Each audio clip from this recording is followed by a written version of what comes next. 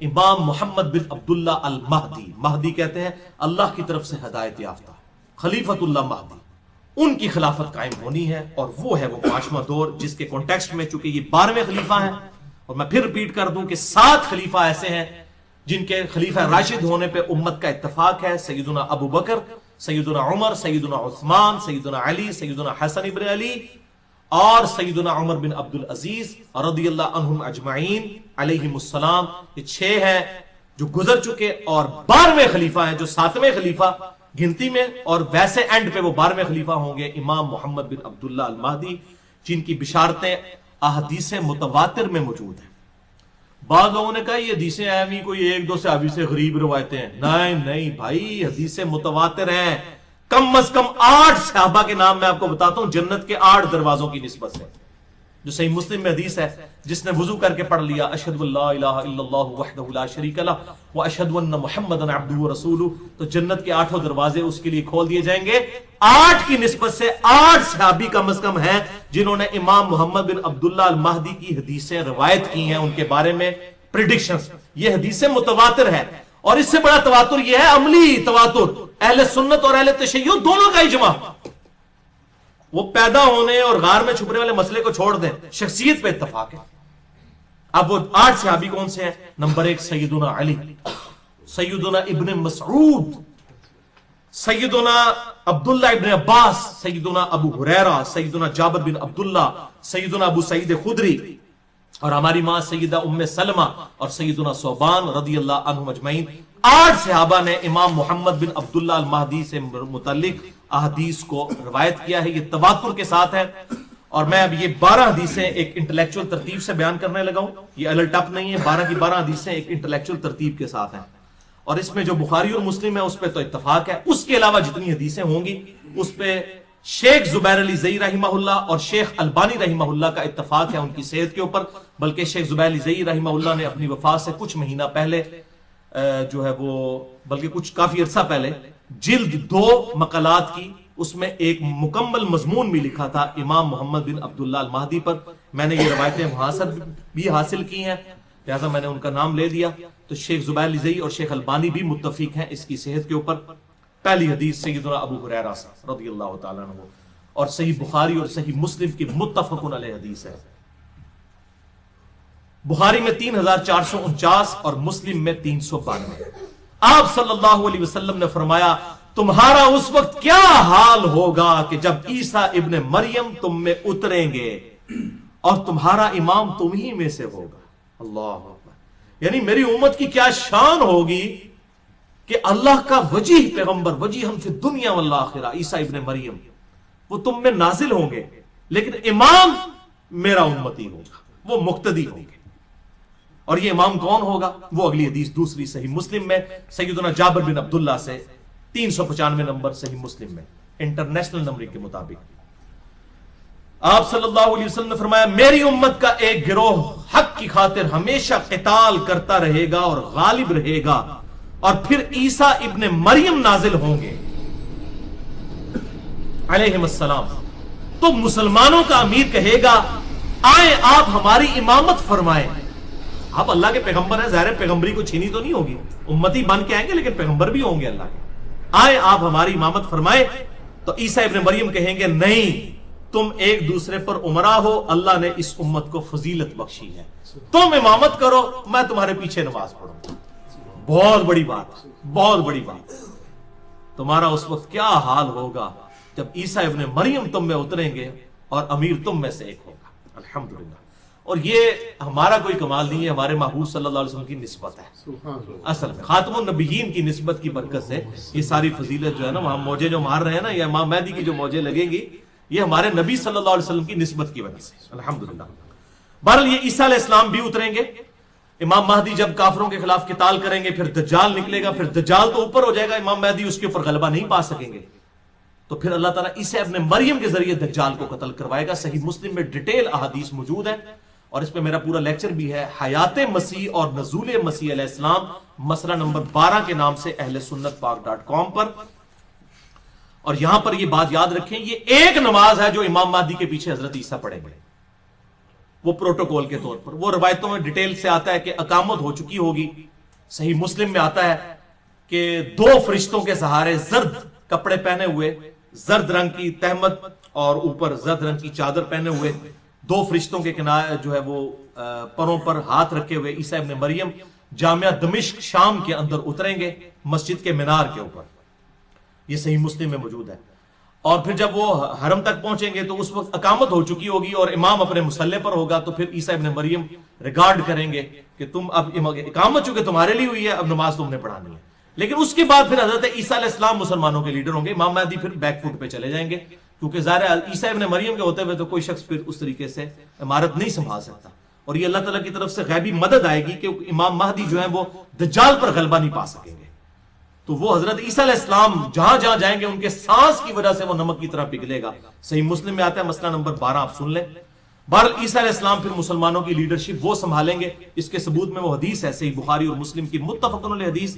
بخاری میں 3448 اور مسلم میں 3 طرق ہیں, 390, 91 اور 92, اور مشکات میں بھی 2 طرق اس کے موجود ہیں, 5505 اور 5506, کہ آپ صلی اللہ علیہ وسلم نے فرمایا اس ذات کی قسم جس کے قبضے قدرت میں میری جان ہے, عیسیٰ ابن مریم ایک عادل حکمران کی حیثیت سے تم میں نازل ہوں گے, صلیب کو توڑ دیں گے, خنزیر کو قتل کر دیں گے, جزیہ موقوف کر دیں گے, اور مال کی ریل پیل ہوگی, اور کوئی غریب نہیں بچے گا جو مال ایکسپٹ کرنے والا ہو.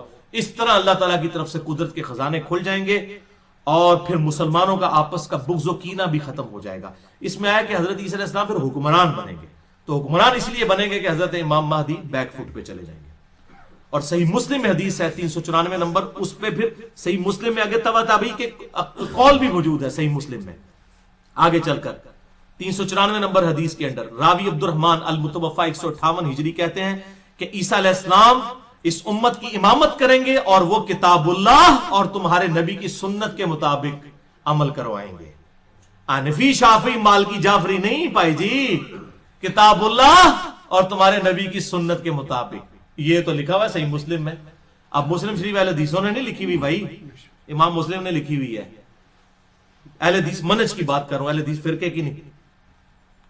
یہ ہم نے خود نہیں لکھی بھائی, اہل سنت نے. یہ شروع سے چل رہی ہے جس پہ سب متفق ہے. 394 صحیح مسلم کہ عیسیٰ علیہ السلام تمہاری امامت کریں گے اور کتاب اللہ اور تمہارے نبی کی سنت کے مطابق تمہیں چلائیں گے. لیکن ادھر لوگوں کی تسلی نہیں ہوتی ہے. انڈیا, پاکستان, بنگلہ دیش میں حنفیوں کے سب سے بڑے بزرگ, بلکہ انٹرنیشنل بزرگ حنفیوں کے, قاضی ثناء اللہ پانی پتی المتوفا 1225 ہجری, بریلوی اور دیوبندیوں کے بڑے بزرگ اعظم. تفسیر مظہری انہوں نے لکھی ہے, بڑی مشہور ہے. ڈاکٹر اسرار صاحب بھی بیچارے اپنے بول پان میں اس کے حوالے دیتے تھے, ان کو نہیں پتا کہ کیا کام ڈال کے گئے ہیں. وہ ڈاکٹر اسرار صاحب مجھے کہتے تھے بیٹا میری کمپیریٹو اسٹڈی نہیں, میری پوری تحقیق قرآن تک ہے. تو میں نے کہا حضرت صاحب پھر آپ ضعیف روایتوں میں نہ بیان کیا کریں, جب آپ کی تحقیق نہیں ہے تو آپ اس میں ہاتھ بھی نہ ڈالا کریں. تو بہرحال یہ قاضی ثناء اللہ پانی پتی نقشبند سلسلے کے بزرگ تھے, اور یہ شیخ احمد سرہندی المتوفا 1034 ہجری, جن کو مجدد الافسانی کہتے ہیں, جن کے بڑے بلند بانگ دعوے ہیں, ان کی آپ صلی اللہ علیہ وسلم کی شان میں جو گستاخانہ باتیں ہیں وہ اگر میں بیان کروں 1 گھنٹہ اس پہ بھی چاہیے ان کے مکتوبات کے اندر. بہرحال ان کے حوالے سے انہوں نے تفسیر مظہری, قرآن کی تفسیر لکھ رہے ہیں, اس کے مقدمے میں لکھ رہے ہیں, قرآن کے تفسیر میں لکھ رہے ہیں کہ جی شیخ احمد سرہندی کہتے ہیں کہ بزرگوں نے دیکھا ہے کشف کے ذریعے. یہ ان کی سند ہوتی ہے, کوئی صحابی نہیں, کوئی اہل بیت نہیں, بزرگوں نے کشف کے ذریعے دیکھا ہے کہ عیسیٰ علیہ السلام جب قرب قیامت میں اتریں گے وہ بھی فقہ حنفی کے مطابق عمل کریں گے. اور بزرگوں نے لگتا ہے بخاری مسلم کو نہیں سی پڑھی ہوئی. یہ مسلم 394 میں ہمارے بزرگ کیا فرما رہے ہیں, صحیح مسلم 394 اور تبع تابعی جو حدیث کا راوی حضرت عیسیٰ علیہ السلام کے نزول کی حدیث کا راوی عبد الرحمن المتوفا 158 ہجری, امام حنیفہ کا ہم اثر ہے. امام حنیفہ کا کوئی قصور نہیں, ہم ان کو کرٹیسائز نہیں کر رہے, ذہن میں رکھیں. ہم ان کے نام پر جو فرقہ بنایا گیا اس کو کرٹیسائز کر رہے ہیں. تو وہ تو کہہ رہے ہیں کہ وہ کتاب اللہ اور تمہارے نبی کی سنت کے مطابق عمل کروائیں گے, اور یہ کہہ رہے ہیں فقہ حنفی کے مطابق عمل کریں گے. اور قاضی ثناء اللہ پانی پتی صاحب نے یہ نقل کر دیا, یہ قرآن تفسیر مظہری, یہ قرآن کی تفسیر ہو رہی ہے. انا للہ و انا الیہ راجعون. اللہ تعالیٰ ان لوگوں کے شر سے مسلمانوں کو، عام مسلمانوں کو محفوظ فرمائے۔ بل قرب قیامت کی جو نشانیاں ہیں یہ بہت بڑا ٹاپک ہے، جب تک ڈیفینیٹ کوئی چیز سامنے نہ آئے ہم اس طریقے سے وثوق کے ساتھ کسی نشانی کے ہونے یا نہ ہونے کا فیصلہ نہیں کر سکتے۔ مجھے بھی اکثر لوگ ای میلز کرتے ہیں کہ جی قیامت کی نشانیوں کے اوپر شام کے بارے میں حدیثیں ہیں، اور جناب غزوہ ہند پہ حدیثیں ہیں، فلاں ہے فلاں ہے۔ بھائی اس طریقے سے وہ کنفرم نہیں کر سکتا، سب کی پرسیپشن موجود ہے، ٹھیک ہے نا جی، ایگزیکٹ کوئی نہیں کہہ سکتا، کسی خاص حد تک ہی کوئی پریڈکٹ کر سکتا ہے۔ لہٰذا مجھے معاف رکھیں اس ٹاپک پہ، قیامت کی نشانیوں کے اوپر۔ ہاں قیامت دڑے جو کچھ ہونا ہے اسی پہلے ہی بیان کر رہے ہیں، بھائی جی قیامت کی تیاری کرو، ٹھیک ہے۔ باقی جو چیزیں گزر چکی ان کو تو آج ہم بیٹھ کے ڈیسائیڈ کر سکتے ہیں کہ اچھا یہ ہوا تھا اور یہ ہوا تھا، اس طریقے سے۔ تو بہرحال اس حوالے سے کسی کو شوق ہو تو مشکات المصابیح جو انسائکلوپیڈیا آف حدیث جسے میں نے ڈکلیئر کیا ہے، پورا لیکچر دیا ہے مسئلہ نمبر 111B اسی کے اوپر، اس میں 142 احادیث ہیں قرب قیامت پر، حضرت عیسیٰ علیہ السلام کے نزول پر، امام مہدی سے ریلیٹڈ، دجال سے ریلیٹڈ۔ یہ آپ خود پڑھ لیں انٹرنیشنل نمبر کے مطابق مشکات المصابیح کی تیسری جلد میں جو اردو والی ہے، پھر جلد آنا نا گننی شروع کر دیو، اردو والی ہے، اردو میں بھی 5 جلدوں والی بھی ہے، جو میں شیخ زبیر علی زئی صاحب والی بتا رہا ہوں، جو ہم نے اپنی ویب سائٹ پہ اپلوڈ کی ہوئی ہے مکتبہ اسلامیہ کی، 3 جلدوں والی۔ اس میں تیسری جلد میں 5379 نمبر سے 5520 نمبر تک 142 احادیث اس حوالے سے موجود ہیں۔ اب تیسری حدیث جابر بن عبداللہ رضی اللہ تعالیٰ عنہما سے ہے، امام مہدی سے ریلیٹڈ، صحیح مسلم میں 5 طرق ہیں اس کے کم از کم، 7315 سے 7319، کہ آپ صلی اللہ علیہ وسلم نے فرمایا میری امت کے آخری وقت میں ایک خلیفہ آئے گا، آخری خلیفہ یعنی کہ وہ 12واں خلیفہ، جو بغیر گنے ہوئے لوگوں میں مال تقسیم کرے گا اور بھر بھر کے لوگوں کو دے گا۔ تبا تابی کا بیان ہے کہ میں نے تابعی ابو نضرہ سے پوچھ رہا کہ یہ جو خلیفہ جو بھر بھر کے مال دے گا کیا یہ خلیفہ عمر بن عبد العزیز ہے؟ تو انہوں نے کہا نہیں، یہ اس خلیفہ کی بات نہیں ہو رہی، یہ بالکل آخری خلیفہ کی بات ہو رہی ہے۔ لہذا عمر بن عبد العزیز بھی وہ 12ویں خلیفہ نہیں ہے، بلکہ وہ 12واں خلیفہ ابھی آنا ہے، امام محمد بن عبداللہ المہدی۔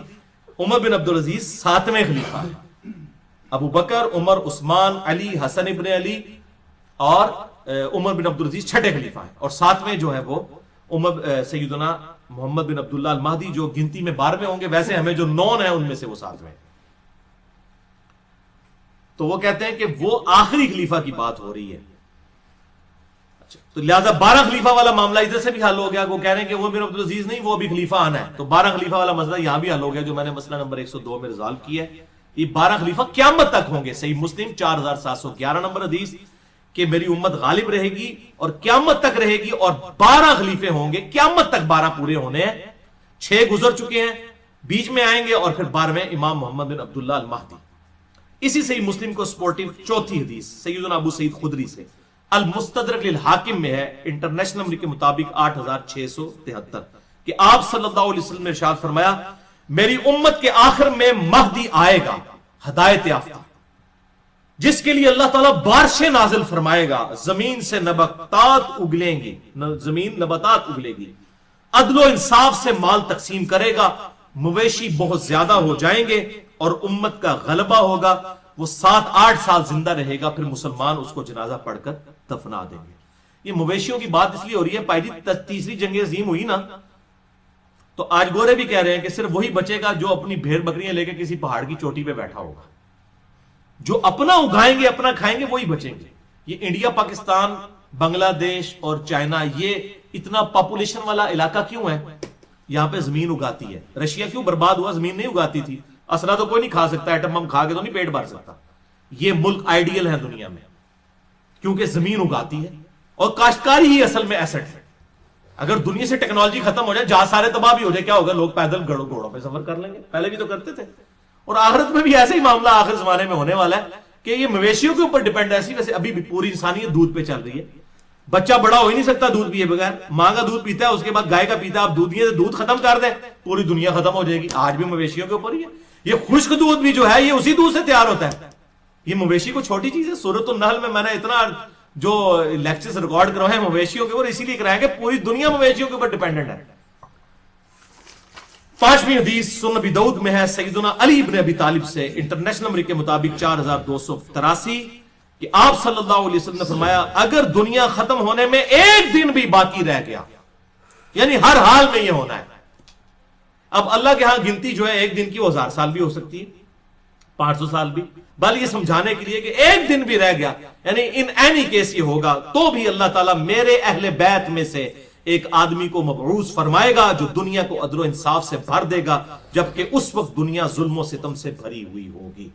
چھٹی حدیث سیدہ ام سلمہ ہماری ماں سے، سنن ابی داؤد میں 4283 نمبر، 4284، اور سنن ابن ماجہ میں 4086، کہ آپ صلی اللہ علیہ وسلم نے فرمایا مہدی میرے اہل بیت میں سے اور میری بیٹی فاطمہ کی اولاد میں سے ہوگا۔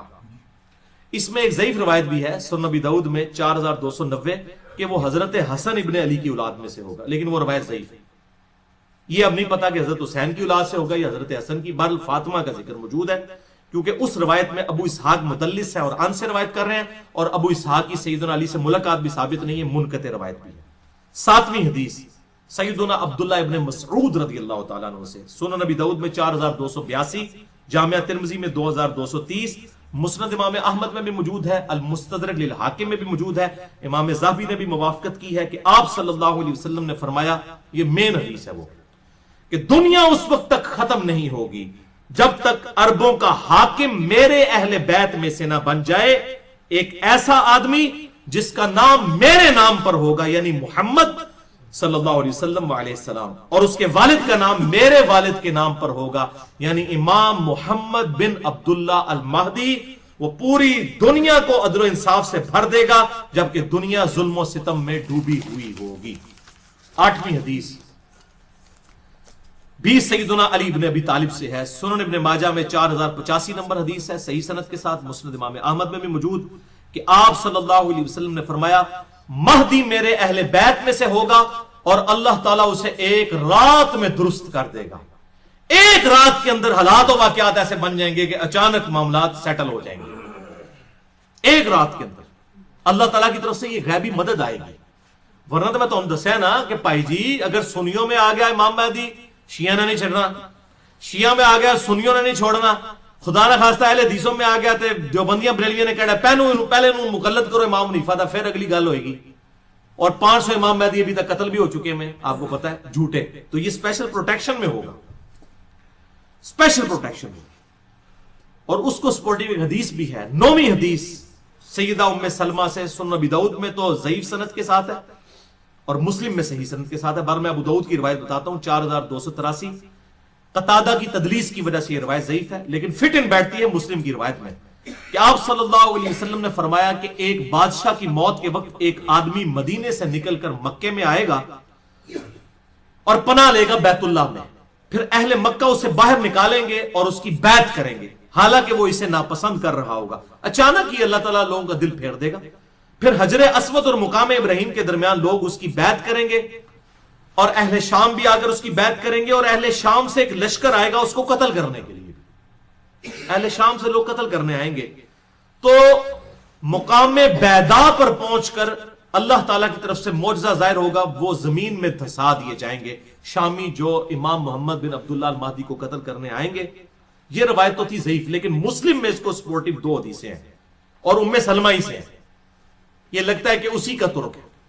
صحیح مسلم 7244 اور 7240، یہ 2 طریقے کہ آپ صلی اللہ علیہ وسلم نے فرمایا تعجب ہے کہ میری امت میں سے بعض لوگ ایک قریشی نوجوان پر حملہ کریں گے اور حملہ کرنے کے لیے جب نکلیں گے اور اس شخص نے کعبے میں پناہ لے رکھی ہوگی تو مقام بیدا پر پہنچ کر زمین میں دھسا دیے جائیں گے، یعنی اللہ تعالیٰ کی اسپیشل پروٹیکشن ہوگی امام مہدی کے ساتھ، ورنہ تو میں نے بتایا یہ جھگڑے ختم نہیں ہونے، اور انشاءاللہ تعالیٰ اس وقت یہ والا فرقہ واریت والی لعنت بھی ختم ہو چکی ہوگی۔ بھائیو اب تک جتنی حدیثیں میں نے بیان کی ہیں 9 کی 9 حدیثیں، یہ تو تھی مرفوع احادیث، اب 3 حدیثیں اور رہ گئی ہیں، لیکن ان پہ میں ایک بات یہاں قادیانیوں کے حوالے سے کر دوں۔ ان تمام احادیث سے آپ کو یہ بات پتہ چل گئی کہ امام محمد بن عبداللہ المہدی جو ہے یہ آپ صلی اللہ علیہ وسلم کی اولاد میں سے ہوں گے، یعنی بنو اسماعیل میں سے، بنی اسرائیل میں سے نہیں ہوں گے، ٹھیک ہے، اور حضرت عیسیٰ علیہ السلام بھی اتریں گے وہ بنو اسرائیل میں سے ہیں، وہ بنو اسماعیل میں سے نہیں ہیں، لہذا یہ 2 الگ پرسنالٹیز ہیں جنہوں نے قرب قیامت میں آنا ہے، جس پہ اہل سنت اور اہل تشیع کا اجماع تواتر ہے، یہ تواتر میں بار بار اس لیے بول رہا ہوں کہ غامدی صاحب کو تواتر بڑا پسند ہے نا، وہ ان روایتوں کو نہیں مانتے ہیں اور مہدی کا انکار کرتے ہیں، تو اب پھر میں تواتر پہ بات کرتا ہوں. روایتوں کو نہیں مانتے، تواتر تو ہے اہل سنت اہل تشیع کا اتفاق تو ہے. مسلمانوں نے نسل در نسل یہ عقیدہ ٹرانسفر کیا کہ حضرت عیسیٰ علیہ السلام بھی اتریں گے اور امام مہدی بھی پیدا ہوں گے.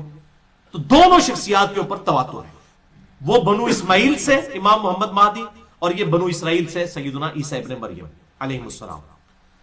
سنن ابن ماجہ میں ایک روایت ہے جو قادیانی پیش کرتے ہیں انٹرنیشنل نمبر کے مطابق 4039، لیکن وہ روایت ضعیف ہے.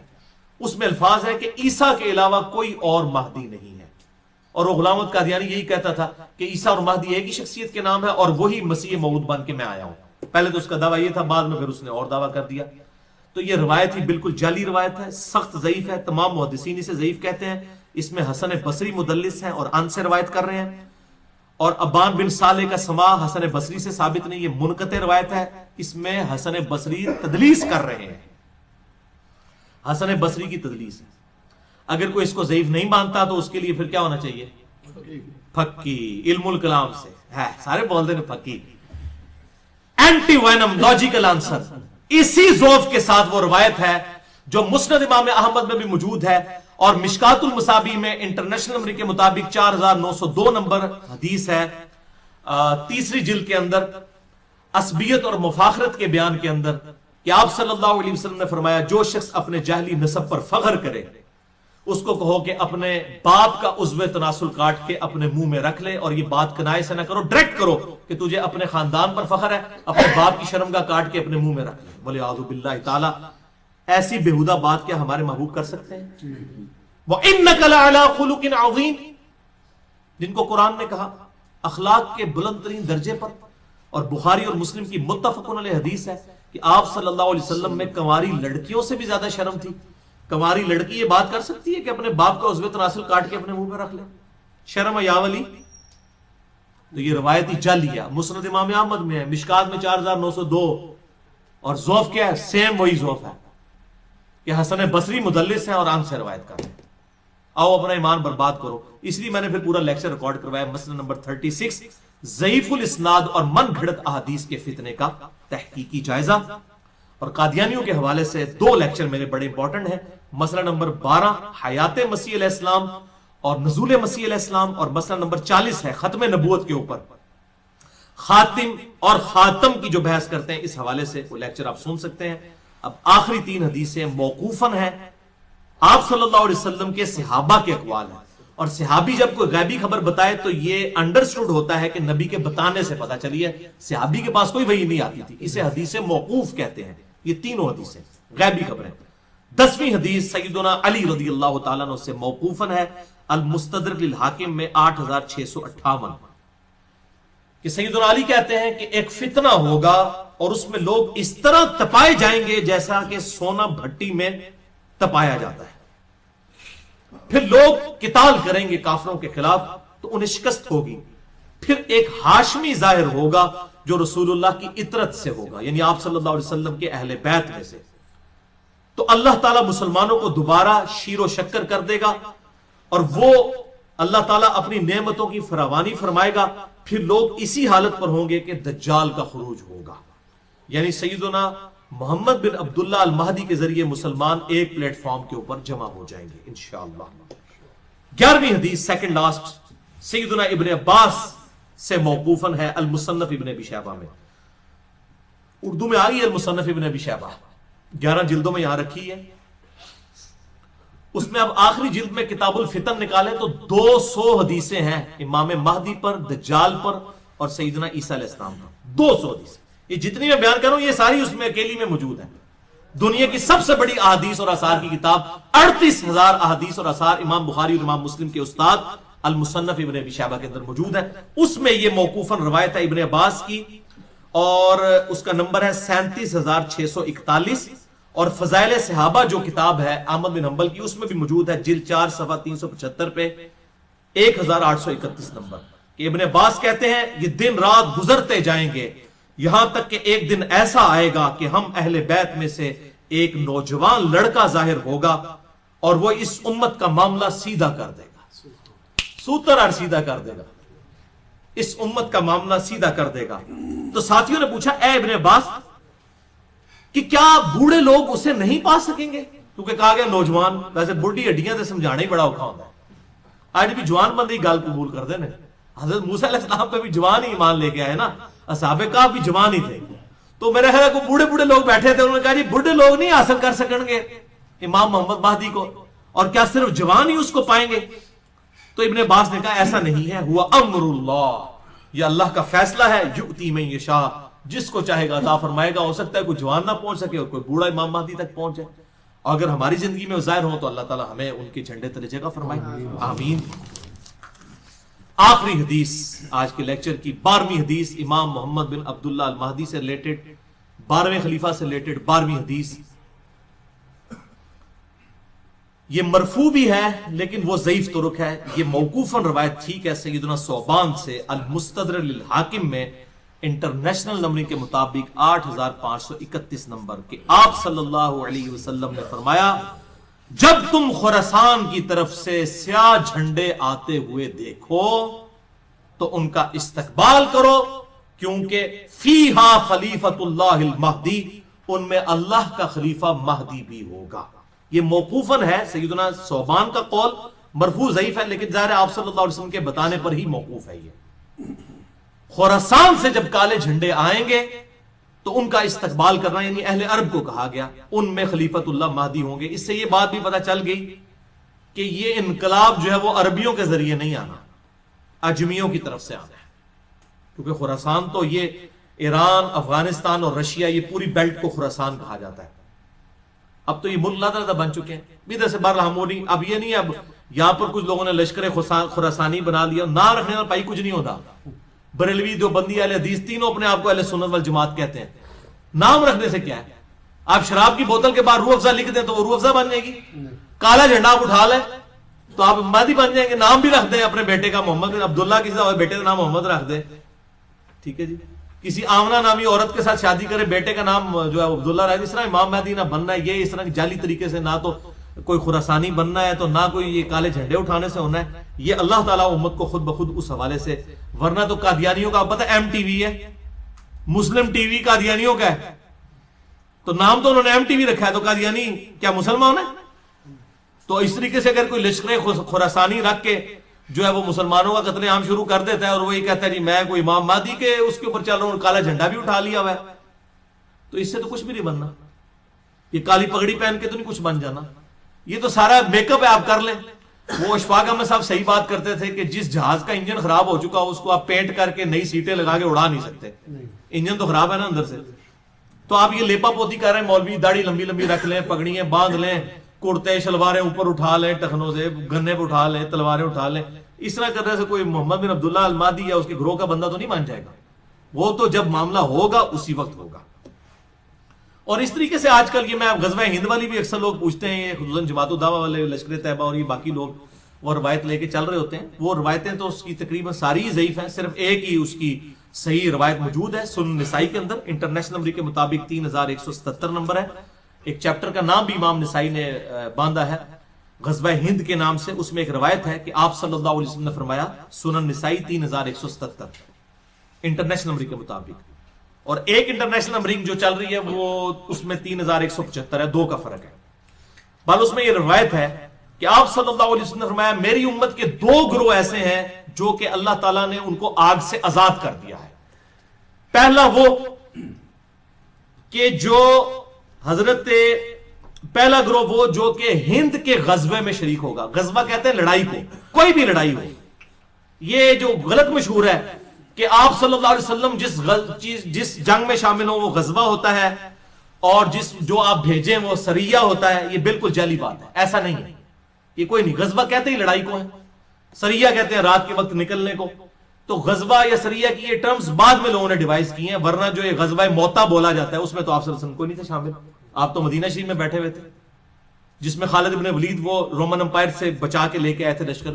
پہلے سیدنا زید ابن حارثہ شہید ہو گیا، آپ صلی اللہ علیہ وسلم مسجد میں بیٹھ کے کہہ رہے ہیں میرے زید کو شہید کر دیا گیا، میرے جعفر کو شہید کر دیا گیا، میرے عبداللہ بن رواحہ کو شہید کر دیا گیا. اب اللہ کی تلواروں میں سے ایک تلوار کے ہاتھ جو ہے مسلمانوں کی وہ جو ہے وہ سپہ سلاری آ گئی ہے. یہ صحیح بخاری میں حدیث ہے، میں نے علم غیب والے لیکچر میں بتائی ہے، مسئلہ نمبر 6A میں.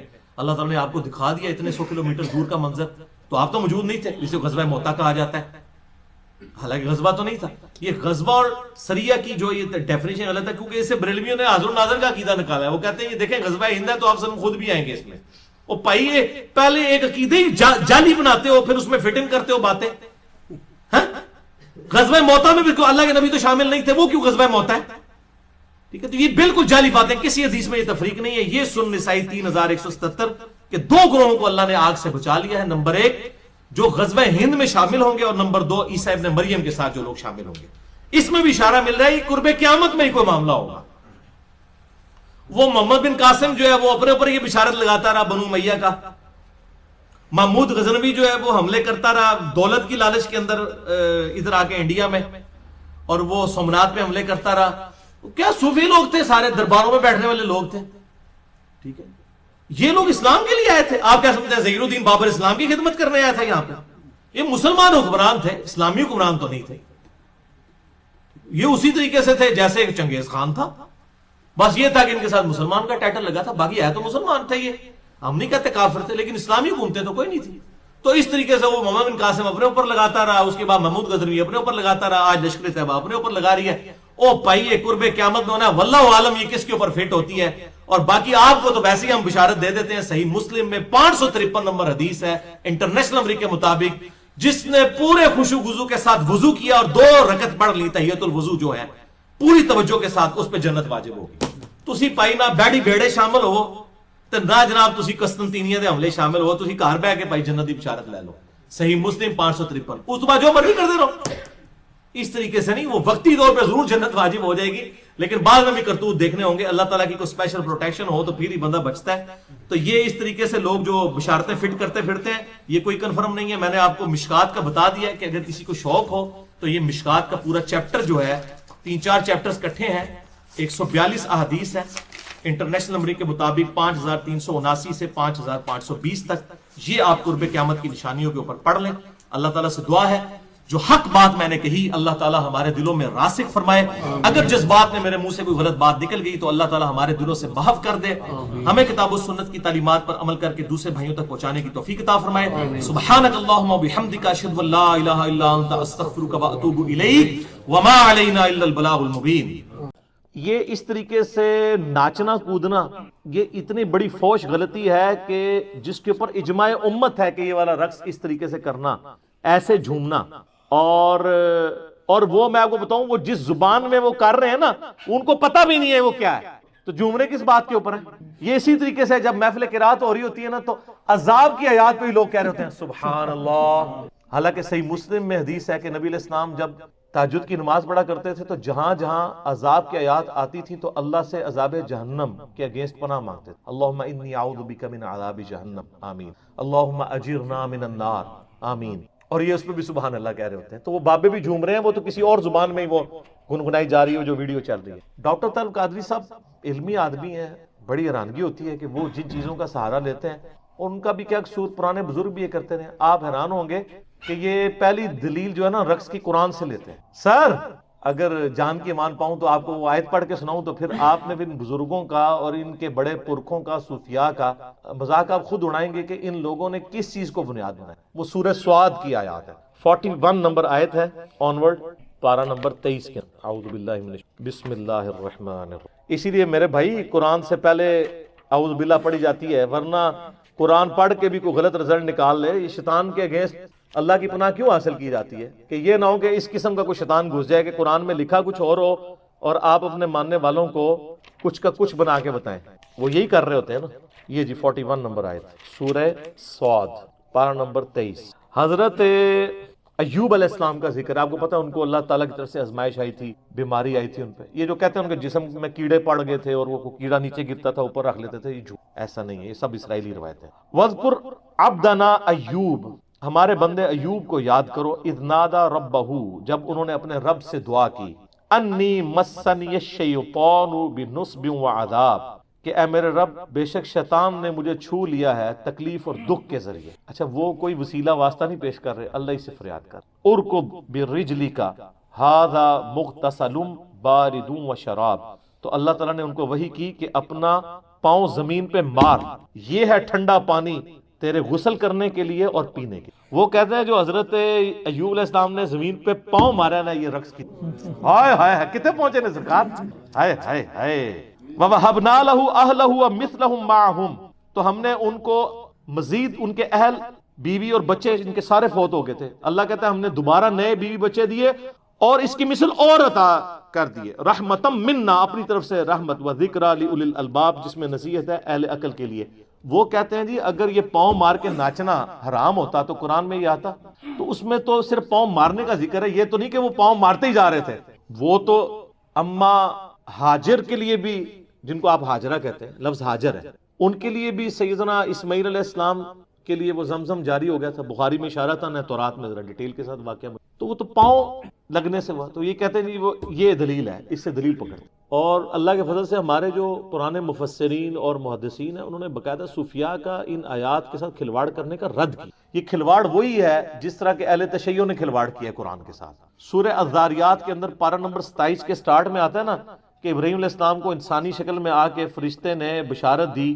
ان کی بیوی بھی وہاں کھڑی تھی، اس کو بشارت دی. سیدہ سارہ کی عمر آلموسٹ 80+ تھی اور وہ بوڑھی ہو چکی تھی، اس وقت اولاد بھی نہیں پیدا ہوتی، اور کہا کہ آپ کو ایک بچے کی بشارت دیتے ہیں، حضرت اسحاق علیہ السلام کی. تو قرآن میں ہے فسکت وجہا، تو انہوں نے اپنا چہرہ پیٹا اور کہا کہ میں تو بڑھیا اور بانجھ ہوں، میری اولاد ہوگی. ظاہر ہے 80 سال کی عورت اگر پریگننٹ ہو جائے تو کس کو منہ دکھائے گی. تو ایک ان کا ایبرپٹ تھا، وہ ایک ہی دفعہ انہوں نے چہرہ پیٹا حیرانگی کے ساتھ، تو کہتے ہیں اسے ماتم ثابت ہوتا ہے. تو شیعہ نے اس آیت سے جس طرح گھسیٹ کے ماتم ثابت کیا نا، سنیوں کے صوفیاء نے سورہ 7 کی آیت نمبر 41 سے رقص ثابت کیا. یہ بالکل جعلی باتیں ہیں، ان کو خوف خدا کرنا چاہیے. ان کو شرم بھی نہیں آتی کہ یہ کیا چیزیں لوگوں کے سامنے رکھ. اس کے علاوہ بخاری مسلم میں کچھ احادیث ہیں جس کا غلط رزلٹ نکالا گیا. صحیح بخاری اور مسلم دونوں میں حدیث ہے کہ اما عائشہ کہتی ہیں کہ ایک دفعہ مسجد نبوی میں حبشی جو ہے وہ اپنے نیزوں اور تلواروں کے ساتھ اور ڈھالوں کے ساتھ جنگی پریکٹس کر رہے تھے، جنگی مشقیں. تو میں نے خواہش کا اظہار کیا، اللہ کے رسول صلی اللہ علیہ وآلہ وسلم میں یہ دیکھنا چاہتی ہوں. اور آپ فرماتی ہیں کہ تم نبی علیہ السلام کا اخلاق دیکھو کہ میں تو نوجوان لڑکی تھی. ایک نوجوان لڑکی جب اس طرح کا کوئی کھیل تماشا دیکھ رہی ہو تو وہ کتنی دیر کھڑے ہو کے دیکھ سکتی ہے، اس کا تو شوق ہوتا ہے نا. تو نبی علیہ السلام سامنے کھڑے ہو گئے، میں ان کے پیچھے کھڑی ہو گئی اور میں آپ علیہ السلام کے جسم مبارک سے یعنی اوٹ کر کے پردے میں وہ دیکھتی رہی جب تک کہ میں تھک ہی نہیں گئی. نبی علیہ السلام نہیں ہٹے. کیا شفقت تھی. اور پھر اما عائشہ کے الفاظ ہیں تم سوچ سکتے ہو کہ ایک نوجوان لڑکی کتنی دیر کھڑے ہو کے یہ دیکھ سکتی. تو اس میں الفاظ ہیں کہ وہ جنگی مشقیں کر رہے تھے. تو ظاہر جنگی مشقیں کرتے ہوئے بندہ جھومتا بھی ہے وہ سارا. تو اس حدیث سے وہ دلیل لیتے ہیں کہ وہ جھوم رہے تھے نا تو اس سے رقص کا ثبوت. حالانکہ جنگی ٹریننگ میں اس طریقے سے پریکٹس کرنا، وہ تو عام جم میں بھی آپ چلے جائیں یا کوئی ورزش لگانے کے لیے چلے جائیں، اس کو آپ اس طرح کا قرآن اور سنت کے نام کے اوپر ناچنا اور بابوں کو نچانا ممبروں کے اوپر. اسی حدیث کے کانٹیکسٹ میں، یہ حدیث بخاری اور مسلم دونوں میں ہے. صحیح بخاری میں آپ فتح الباری ابن حجر اسقلانی المتوفا 852 ہجری کی فتح الباری پڑھ لیں، اور امام نووی نے جو شرح صحیح مسلم لکھی ہے وہ آپ پڑھ کے دیکھ لیں. دونوں نے لکھا ہے کہ یہ اتنا بڑا ظلم ہے اس سے رقص کو ثابت کرنا. یہ تو جنگی مشقوں کا ذکر تھا اور لوگوں نے گھسیٹ گھساٹ کے اس سے رقص ثابت کرنے کی کوشش. ایک اسی کو سپورٹیو حدیث جو ہے وہ مسند احمد میں ہے اور صحیح ابن حبان کے اندر ہے. اس میں یہ کہ حبشی جو ہے وہ اسی طریقے سے مسجد کے اندر جو ہے وہ جنگی پریکٹس کر رہے تھے اور ساتھ ساتھ وہ کچھ نعرے بھی لگا رہے تھے. تو نبی علیہ السلام کو وہ سمجھ نہیں آ رہی تھی. ہو سکتا ہے وہ اپنی لینگویج میں لگا رہے ہوں یا آپ تک آواز نہ جا رہی. تو آپ نے صحابہ سے پوچھا یہ کیا کہہ رہے ہیں؟ تو انہوں نے کہا یہ کہہ رہے ہیں محمد عبد صالح، محمد اللہ کے نیک بندے. اور ساتھ ساتھ وہ اپنی تلواروں کی پریکٹس بھی کر رہے تھے، اس پریکٹس میں جھوم رہے تھے اور نبی علیہ السلام کا ذکر خیر کر رہے تھے. اور یہ صوفیاء جو ہے یہ جہاد سے چڑ، ان کو جہاد کی پریکٹس انہوں نے کہاں سے کرنی ہے؟ تو ان لوگوں کا کیا لینا دینا ہے کہ جہاد کی جنگی مشقوں کے دوران نبی علیہ السلام کا مبارک نام لیتے ہوئے، وہ تو ٹھیک ہے آج بھی اگر کوئی گن چلاتے ہوئے نبی علیہ السلام کا مبارک نام لیتا ہے، آپ علیہ السلام سے اپنی محبت کا اظہار کرتا ہے، ایون لبیک یا رسول اللہ بھی کہتا ہے، یا رسول اللہ میں آپ کے لیے اپنی جان دینے کے لیے حاضر ہوں. حاضر و ناظر کا عقیدہ نہ رکھے، یہ نہ عقیدہ رکھے کہ آپ وہاں موجود ہیں یا آپ علیہ السلام سن رہے ہیں، بلکہ ایک اپنی محبت کا اظہار کرے. تو میرے تو اس کے اوپر کلپ ریکارڈڈ موجود ہے، آپ کریں جتنے مرضی نعرے لگائیں.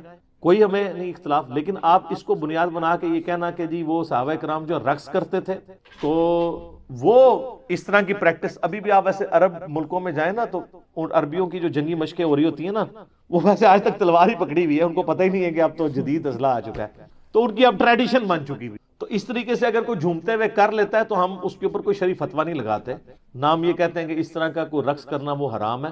ہم جس رقص کی بات کر رہے ہیں وہ یہ ہے جو یہ اس طریقے سے کر رہے ہیں، نہ کوئی سمجھ ہے، نہ کوئی بات ہے، نہ کوئی مقصد ہے. ٹھیک ہے، سائیڈ بائی سائیڈ ایک چیز چاہتی ہوئی لادہ بات ہے. اور بڈھے ویلے 60 سال کے بابے وہ جس طرح جھوم رہے ہوتے ہیں، خدا نہ خواستہ کسی کو چکر آ جائے اور اوپر سے آ کے نیچے گر جائے اور شہادت کے مرتبے میں فائز ہو جائے، پچھلے اس کو روتے ہی رہے. تو یہ تھوڑا دیکھنا چاہیے.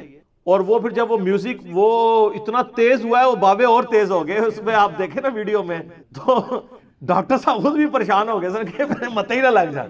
ان کے آپ چہرے کے ایکسپریشن دیکھیں وہ فوراً سیریس ہو گئے تھے کیونکہ وہ بہت تیز گھومنا شروع ہو گئے تھے.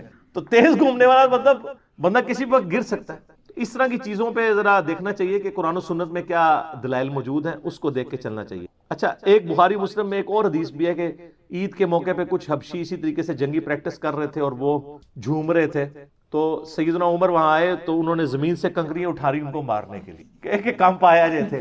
تو نبی علیہ السلام نے منع کر دیا. آپ نے فرمایا یہ عید کا موقع ہے، خوشی کا. تو اس طریقے سے، لیکن وہ کسی مقصد کے خالی نہیں کوئی کہ آپ ناچنا شروع کر دیں، کسی مقصد کے ساتھ اٹیچ کوئی چیز ہو. ہاں کسی کو وجد واقعی نیچرل آ جاتا ہے اس کے اوپر بھی کوئی گرفت نہیں ہے. وہ تو صحیح بخاری میں تعلیقاً موجود ہے اور سنن ابن ماجہ میں پوری سند کے ساتھ ہے. مولا علی علیہ السلام کا قول ہے اور صحیح حدیث بھی ہے نبی علیہ السلام کے حوالے سے. امام بخاری تو مولا علی کا قول لے کے، ابن ماجہ میں تو مرفوعاً ہے مولا علی سے نبی علیہ السلام سے انہوں نے بیان کیا کہ 3 لوگ ہیں جن کے اوپر کوئی گرفت نہیں. ایک وہ شخص جو سویا ہوا ہے، دوسرا جو مجنون ہے، پاگل ہے، اور تیسرا چھوٹا بچہ، اس کے اوپر شریعت کا قلم اٹھ جائے. تو اگر کوئی جنون والی کیفیت کسی پہ ہو جاتی ہے اور وہ کوئی نعرہ مارتا ہے، بے ہوش ہو جاتا ہے. ویسے جعلی بھی ہوتے ہیں. ہم جب دعوت اسلامی میں تھے نا تو کئی اس طرح کے جعلی لوگ ہم نے پکڑے ہیں. وہ آپ کو پتا ہے وہ لائٹس آف کر کے ذکر کراتے تھے اللہ، وہ آپ اتنی تیزی سے کریں تھوڑی دیر بعد ویسے ہی چکر کے بعد بندہ گر جاتا ہے. ایک نیچرل چیز ہے نا، اتنی دیر سے زور سے آپ ہلا رہے ہیں. تو ہم نے 1999 میں نا یہاں اعتکاف کروایا جیلم میں اپنے جو مرکز فیضان مدینہ. تو روزانہ ہی تماشا لگا، 30-40 بندے بے ہوش ہوئے پڑے میں. مصیبت پڑ جاتی ہے نا یار، مطلب لوگوں کو آپ سلانا ہے. اس کے بعد پھر کیا کیا ہم نے، ایک سوئی رکھی ہوئی. ہائے ہائے، سوئی تے پھر تمہیں پتہ نا فیتا مار دیندی ہے. کیڑا جعلی ہے جو واقعی جینون بے ہوش بندہ ہے اس کو آپ سوئی مارے اس کو اثر ہی نہیں کرے گا. سن ہوا ہوتا ہے بندہ. 99.9 کیا 100% لوگ ہی جعلی تھے.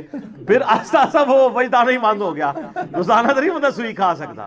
تو سوئی مارتے تھا، چیک کرتے ہاں اٹھتے جاؤ اٹھتے جاؤ اٹھتے جاؤ. تو جب ان کو پتا چل گیا کہ اب یہ سوئی سے اٹھائیں گے تو وہ پھر وجدانے بند ہو گئے. تو سر یہ جو بابے جھوم رہے ہوتے ہیں نا، تو ایک سوئی رکھ لیں آپ، ٹھیک ہے، ایک ایک بابے نے سوئی لا کے چیک کرو تو انشاءاللہ تعالیٰ ان کا سارا وجد اتر جائے گا. جیب میں بھی ڈاکٹر صاحب نے ایک جدید طریقہ دسا ہے کہ جیب میں بھی ہاتھ جیب سے مارو گے تو اور کچھ کر دیں تو عزت بچانا مشکل ہو جائے، پھر چور کا فتویٰ لگا دیں گے. اچھا، ایک اور حدیث ہے مسند امام احمد میں بھی ہے اور سنن کبریٰ البیہقی کے اندر موجود ہے.